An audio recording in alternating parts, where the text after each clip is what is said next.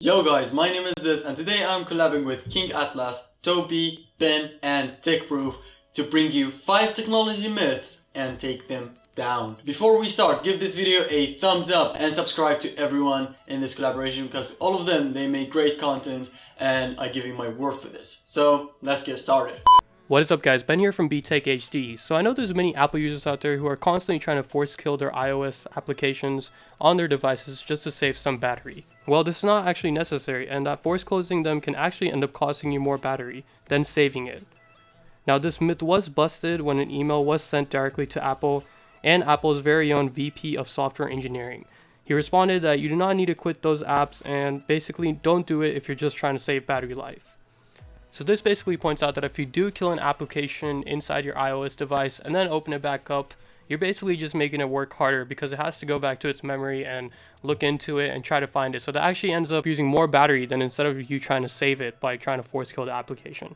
So instead, if you're on the newer firmware, just go ahead and use power saving mode because that's much better and that's what it's actually used for. But yeah, that's a myth for all you iOS users out there and I hope you liked it. So, you think leaving your phone charging and plugged in overnight is harmful? Well, good news. It's not as harmful as you think, maybe 1%, but as if you would notice anyway. First, our phones are smart enough to know when they're charged 100%.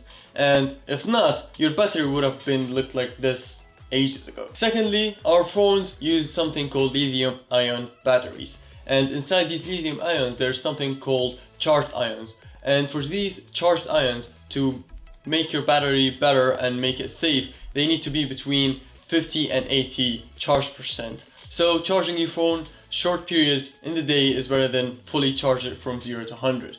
Matter of fact, our lithium ions batteries have something called charge cycles, which is a cycle which goes from 0 to 100% in charge. So from empty or near empty to 100%.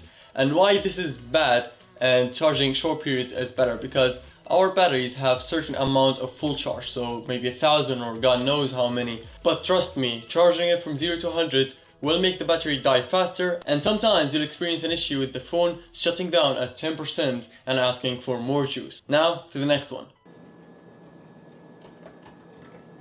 Finally done.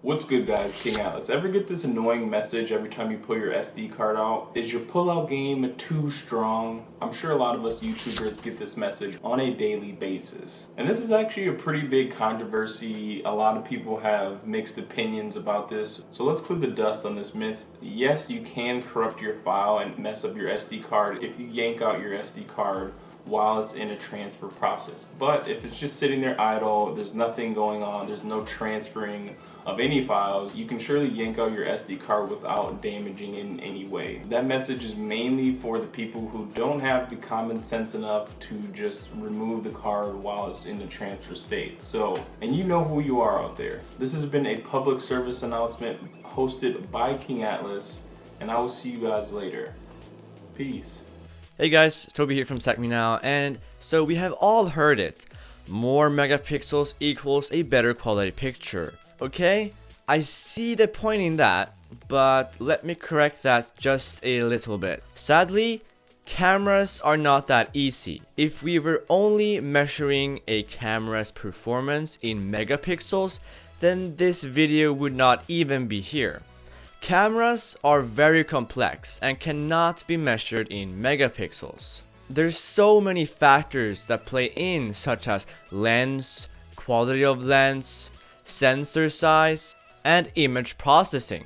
For example, you can build a camera that has 42 megapixels, but you have to have a very powerful processing unit to back up all that nice data and to make it look crisp and clean. So for short, nope, more megapixels does not always equal a better quality picture.